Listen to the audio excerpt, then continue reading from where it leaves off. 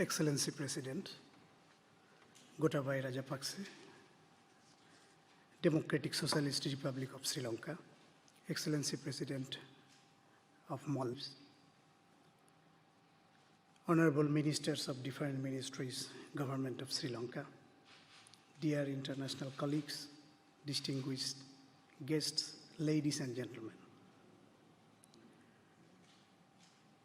Today, our event is on discovering nitrogen.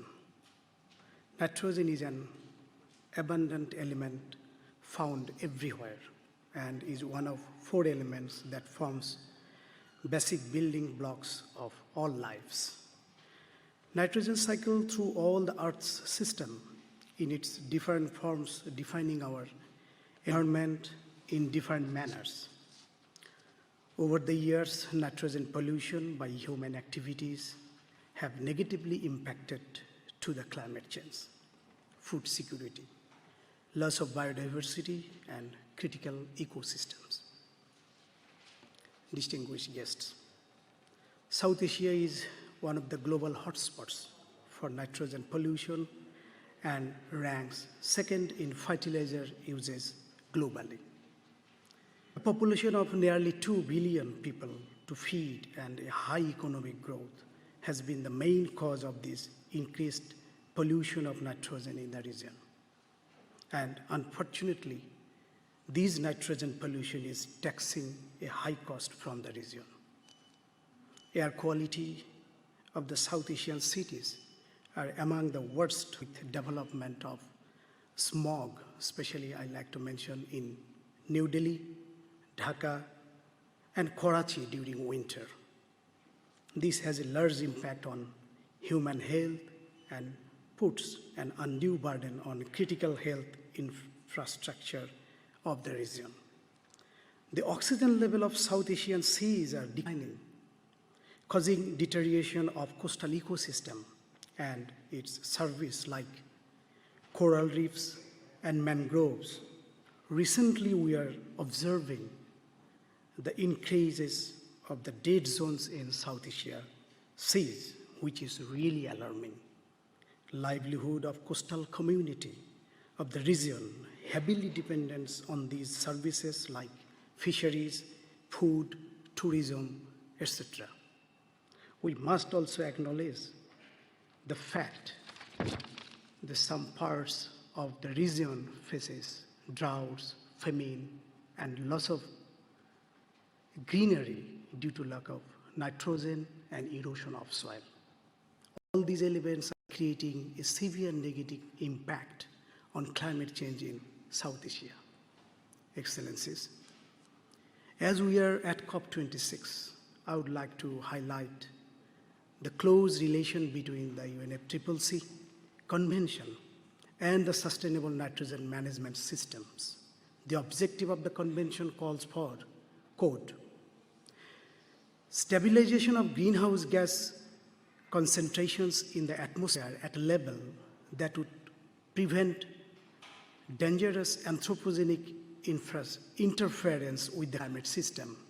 Such a level should be achieved within a time frame sufficient to allow ecosystem to adapt naturally to climate change, to ensure that food production is not threatened and to enable economic development to proceed in a sustainable manner, unquote.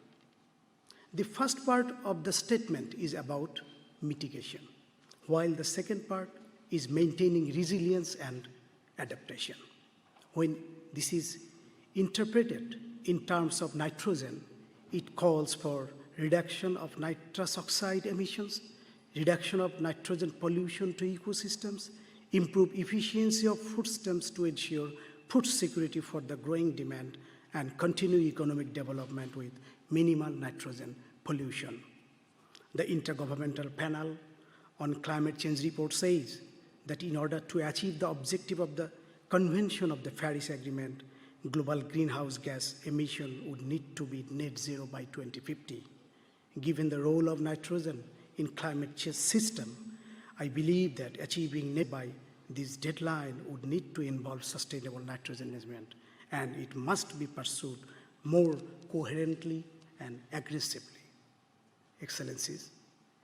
Under these circumstances, I would like to thank our South Asian leadership for their great efforts in tackling bold steps they have taken proactively to address the nitrogen management issues domestically and regionally, and also bringing up to relevant international fora. I would like to highlight that all countries in the South Asia region have included aspects of sustainable nitrogen management system in many of the national policies. The ban on agricultural residual burning, shifting to organic farming to reduce chemical fertilizer use, accelerating implementation of renewable energy, e-mobility, and promoting circular economy have been key nitrogen-related policies that we are emphasizing for South Asia region. SACEP, dear Excellencies, ladies and gentlemen, I must say like this, SACEP is a pioneer regional organization which is responsible to environmental sharing, knowledge, technology transfer, pursuing effort to establish regional framework policy on nitrogen management, which will support national effort and facilities, collective regional active on sustainable nitrogen management.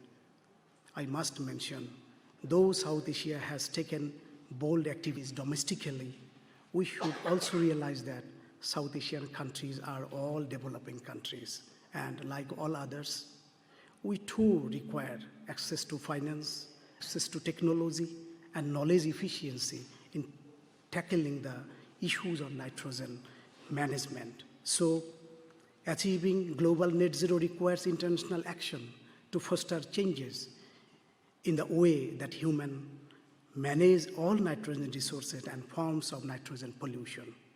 Given its relevance on current scientific evidence, it is imperative to bringing forward sustainable nitrogen management approaches as a set of key climate action needed to meet the temperature target of 1.5 degrees Celsius below. With this, Excellencies, ladies and gentlemen, I'd like to request you all, please come and let us put our hands together to implement sustainable nitrogen management policy and place a better world for tomorrow for our next generation. Thank you very much.